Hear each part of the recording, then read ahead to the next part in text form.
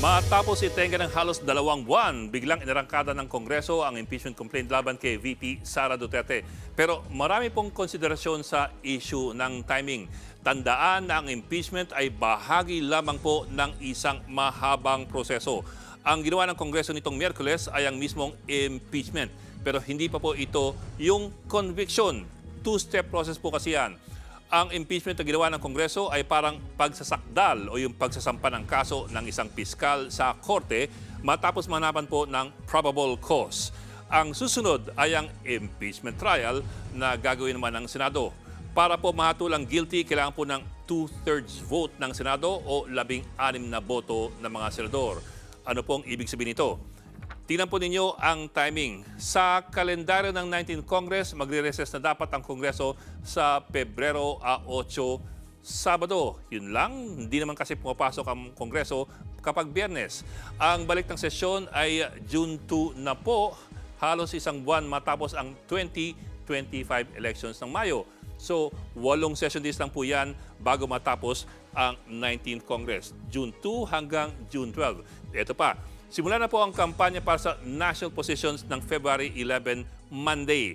Para po sa local positions naman, simula yan ng March 28. Ang tanong, abay kailan pa gagawin ang Senate impeachment trial? Maiging tignan natin ang nangyari sa Corona impeachment noong taong 2012.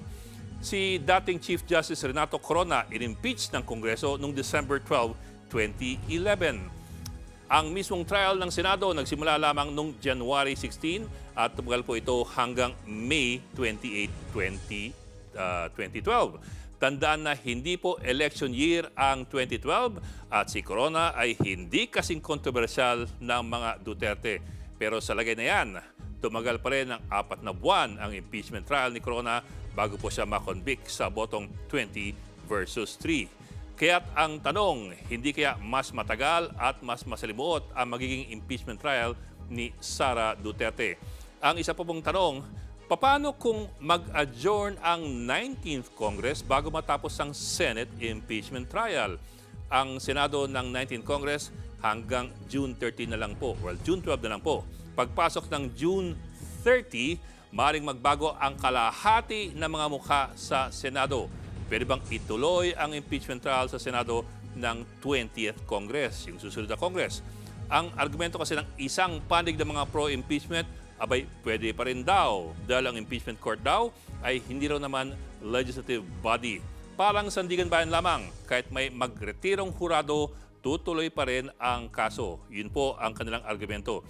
Yun lang, hindi pa po natetesting ang argumentong yan sa tunay na buhay at malamang sa hindi, aakyat pa ito sa Korte Suprema.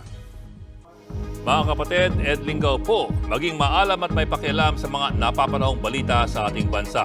Para sa mas malalimang pagtalakay at paghimay sa mga issue at headlines, tumutok lamang at pag-subscribe sa social media pages ng News 5.